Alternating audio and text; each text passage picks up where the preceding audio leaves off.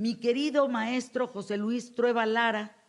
Pues hoy vamos a hablar de caballos, Oh, tú, claro que de sí. caballos mexicanos, de aztecas, de la silla. A ver, primero, ¿cómo estás? Ay, no sabes una idea. Veme, hasta las manos tengo sudadas hoy.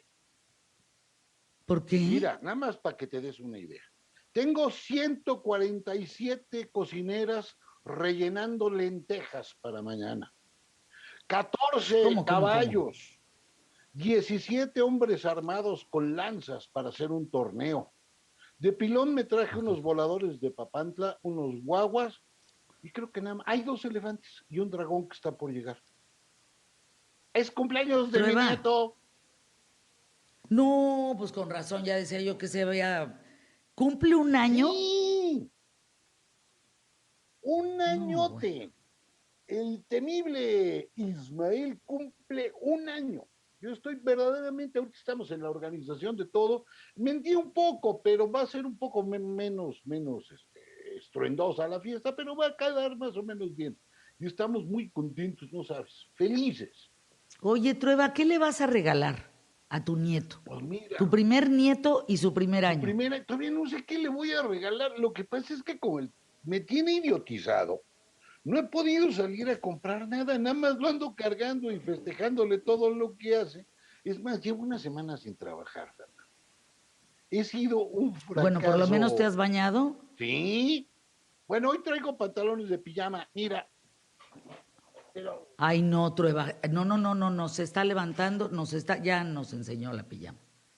Madre Santísima, negra un de cuadrito. florecitas blancas. Me Sí, carga. pero es que no me dio tiempo de cambiarme porque lo No. estaba Oye, está cargando. más femenina que la mía, Trueba. No manches, regálame una, pues, está más femenina que la mía. Elígeme una pijama, no seas gacho. Órale, y aparte, estas son así como para levantar pasiones. No, yo camino por acá y la Pati se me avienta y me derriba.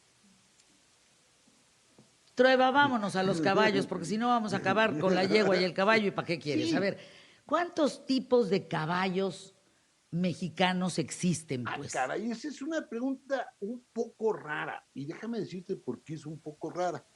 La mayor parte de los primeros caballos que llegaron aquí a México eran antillanos, es decir, eran de sabor caribeño. Y curiosamente era muy difícil traerlos. No solo por el mal carácter del Caribe, por treparlos a un barco, porque bueno, pues siempre es complicado, sino porque la corona había prohibido que se mandaran animales vivos aquí a Mesoamérica, todavía ni al principio de Nueva España. Por fortuna, Nueva España resultó un espléndido negocio y empezaron a llegar caballos. Y los primeros que llegaron eran unos mestizos pues, bastante chafaldranos, digo, hay que reconocerlo, no eran de una raza sensacional. Y eran aquellos que se habían ido cruzando y llegaron con los conquistadores y posteriormente. Cuando Nueva España empieza a jalar, empiezan a llegar un chorro de razas de caballos. Curiosamente no llega una, eso es algo que a mí siempre me ha intrigado. No llegan percherones, por ejemplo. Estos grandototes, que son caballos fortísimos, que se usaban para la guerra en la Edad Media, o como tiro en el arado, y que tienen las patas peludas, así como los que comentabas de don Vicente Fernández, nada más que Ujú. estos sí son a lo bestia, son unos animalones que tú los ves y dices, ah, caray, ¿qué es elefante o qué onda? Son muy grandes. Bueno, llegan caballos árabes, llegan muchísimas razas y empiezan a mezclarse. Y en México hay como dos vertientes. La vertiente norteña, digamos, y la vertiente sureña. ¿Qué quiero decir con esto? Fíjate que cuando empieza a llegar ya el ganado de adeveras aquí a Nueva España, hay un problema atroz porque llega nuevas especies animales a un ecosistema que no estaba preparado para recibirlos. Es decir, parece muy fácil, tú sueltas una vaca, se come el pasto y ya estuvo. O sueltas un caballo, se come el pasto y ya estuvo, o una oveja, lo que sea. El problema es que hacía tantos miles de años que no había ningún caballo que cuando llegan provocan un desastre mayúsculo los caballos y el ganado. Te doy el ejemplo máximo que no corrió por cuenta de los caballos, pero es similar. En el Valle del Mezquital, allá en Hidalgo, había números redondos unos 2 millones de ovejas para el siglo XVI. Es decir, se habían reproducido como no tienes una idea, eran casi una plaga. El problema es que tanto caminaron por el Valle del Mezquital y tanto lo comieron que aquello que era una zona fértil se convirtió casi en un desierto. No solo eso, los caballos y las vacas y todo se metían en los sembradíos y pues no respetan. A tal grado que el virrey de Mendoza mandó a todos los ganaderos al norte y los mandó con dos razones. Primera, para que no crear problemas con los sembradíos en el sur. Segundo lugar, porque en el norte estaba la minería y ahí se necesitaba más. Bueno, estos caballos norteños fueron los primeros que se fugaron y se fugaron y se convirtieron en absolutamente salvajes. Son, no sé cómo se diga en español, perdón que me ponga gringacho, pero es el famosísimo Mustang de los gringos. Claro que ustedes son el público más inteligente de la radio y la televisión en México, ya légale.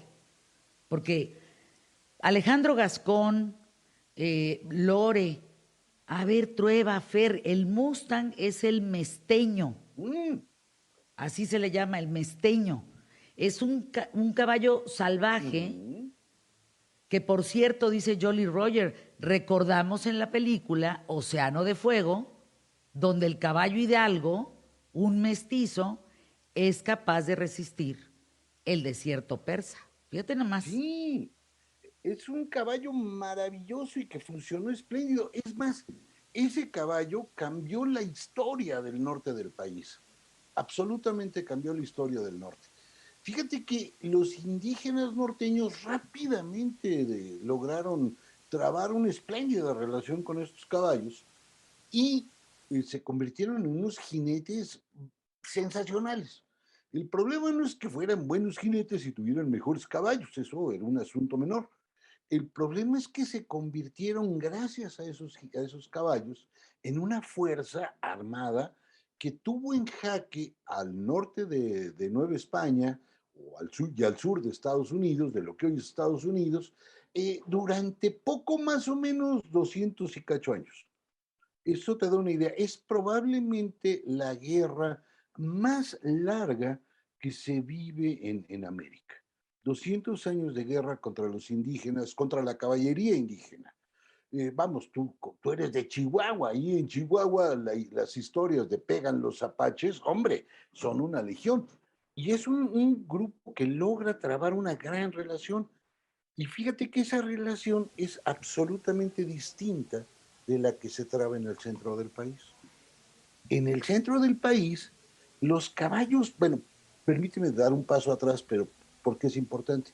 Los caballos no asustaron tanto a los indígenas como pensamos a la hora de la conquista. Esta cosa de que pensaban que era la misma bestia el caballo y el, y el, el jinete, El jinete. no, no, es absolutamente sí, falsa, falsa, no, no, no, no, no. Ellos veían que se bajaban del caballo, pues, o sea, no vivían encima. Incluso el caballo, en la época de la conquista, se vuelve motivo de rituales. Fíjate, hay una escena brutal que a mí me aclaró todo cuando los españoles se enfrentan a los tlaxcaltecas, que sí empieza su relación con combates. Y un soldado tlaxcalteca traía estas espadas, déjame llamarles así, que usaban los indígenas prehispánicos de madera plana con filo de obsidiana.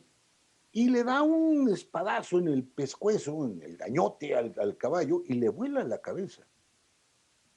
Es decir, estás hablando de una lucha donde no le tienen miedo al caballo. Al animal que le tienen miedo los indígenas es al perro, porque los perros que traen los españoles sí eran malos como la carne de puerco, eran mastines y se los soltaban.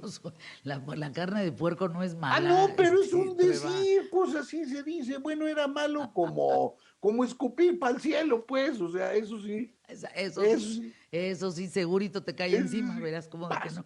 Y entonces, cuando tomaban estos caballos, los mataban y los descabezaban. Y en los zompantlis, estos muros de calaveras que se hacían rituales, Estaban, Con los huesos. exacto, estaban las cabezas de los españoles, las cabezas de los tlaxcaltecas que se habían echado los mexicas y cabezas de caballo. Le Órale. daban el mismo estatus, eso es interesante, que a un ser humano. Por eso lo ponen ahí. Incluso es muy probable, esto que te estoy diciendo es dificilísimo de demostrar, pero no es descabellado. Bueno, en mi caso sí es descabellado, pero por otras razones.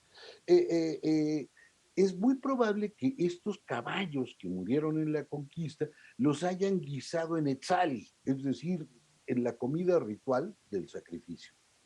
Este etzali se preparaba normalmente hirviendo frijol, maíz, tantito chile y le agregabas carne de sacrificado. De preferencia, si eras fifí, pues te tocaba muslo o nalga.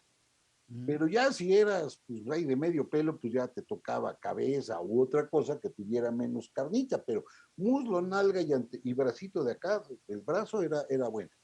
Con los caballos es muy probable que los guisaran como un acto ritual y que repartieran esta carne, sobre todo entre los guerreros. Pero fíjate qué cosa, aquí en Nueva España, en el centro de Nueva España, montar era un acto peligroso, porque si tú montabas y tenías hierro, eras capaz de levantarte en armas. Por esta razón, a la mayor parte de los indígenas y a los negros se les prohibió tener caballos. Sin embargo, esto no implicaba que no lo tuvieran. Por ejemplo, los ayuntamientos que eran pro-españoles, indígenas, pero habían colaborado en la conquista, compraban caballos. Por ejemplo, en Tlaxcala era común que la ciudad comprara caballos para usarlos para transporte o para tirar el arado. Pero los nobles indígenas también tenían caballos y podían usar armas. Pero en el norte cambió. Aunque la prohibición de que los indígenas y los negros no tuvieran caballos, en el norte sí montaban. Y sí montaban por una razón fundamental, porque como los apaches eran bravísimos y todos los indígenas eran bravísimos y andaban a caballo, pues al esclavo negro no le quedaba más remedio que sumarse a los amos, treparse al caballo e irse a enfrentar. Y a los confederados indígenas que los acompañaban, también se trepaban al caballo y los iban a perseguir. Este hecho de tener dos diferentes maneras de ver el caballo te dio como resultado dos diferentes maneras de ser en el país. Fíjate, los sureños nunca te decimos que no, pero cuando te decimos que sí puede querer decir que no. Somos taimadones. Ujú, En ujú. cambio, los norteños son de una franqueza brutal. Y hay veces que hasta te duele la franqueza cuando te dicen no de una manera Sí, tan caemos gordos rotunda. de repente porque hablamos, pues como Sí, es, ¿cómo va? como ¿Cómo va. va? Bueno, esa cosa tiene que ver con el uso del caballo. Ujú. Era tan democrático, por decirlo de alguna manera, era tan necesario que hasta el esclavo se volviera tu aliado y estuviera junto contigo, que trabas una relación distinta. En el norte no había problema de color de piel. Eran bastante menos racistas. Bueno, siempre y cuando no se tratara de los apaches, que hablaban pésimamente de ellos. Y bueno, es natural, eran los enemigos. Incluso esta impronta y cercanía con los negros, clarito se ve en el norte. Tú volteas a ver a las mujeres norteñas de espalda de preferencia y sí se les ve la impronta negra. No sé si te hayas fijado. No, es neta. Sí. Por ejemplo, aquí en el centro del país tendemos más a la forma mejoral, es decir, planita y con rayita, y en el norte es más abultadita. Esa cosa abultadita es justo esta impronta negra, esta cosa que los volvió a los norteños tan capaces de ayudarse entre sí para enfrentar un clima brutal, para enfrentarse a la guerra indígena, etcétera. Es decir, son dos mundos que se quedaron marcados absolutamente en los cuerpos. Esos caballos son el origen de todo. Por supuesto, ya con el tiempo los empezamos a especializar y bueno, especializarlos significaba dos cosas. Por un lado, dotar al caballo de una suerte de ortopedia, por decirlo de una manera, para ciertas labores.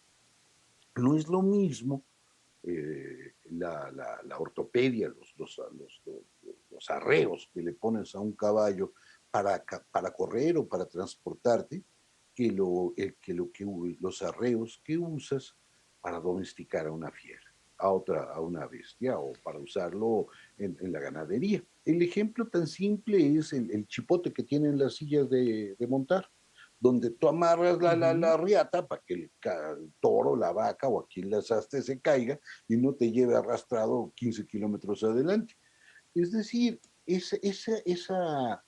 todos esos arreos especializaron el uso de los caballos. ¿En cuántas cosas? Las que quieras, transporte, carga, etcétera, etcétera. Incluso se empezó a usar el caballo para crear especies mestizas, como las mulas, que aguantaban, tenían la fuerza del caballo, la velocidad del caballo, pero la capacidad de carga de los burros. José Luis Trueba, es un agasajo platicar contigo. Saber sobre caballos, esta raza, las aztecas, el galiceño. Fíjate, hay un dato, estoy transmitiendo desde La Silla, Ajá. este hípico en Monterrey, de los 25 mejores caballos del mundo. En las Olimpiadas Londres 2012, Uh-huh. 4 de ellos, de los 25, 4 fueron de aquí. No, no, no se Sopas, imaginan los caballos que hay en este hípico. Es una locura. Trueba, ¿qué te llevo del aeropuerto? Porque pues no me voy a poder parar en otro muy lado. fácil. Hay una carne asada que hacen en Monterrey, digo, una carne seca en Monterrey que es como un casimir. No es machaca, es como un casimir, no sé cómo se llama. Es buenísima, ¿no? Un casimir de esos.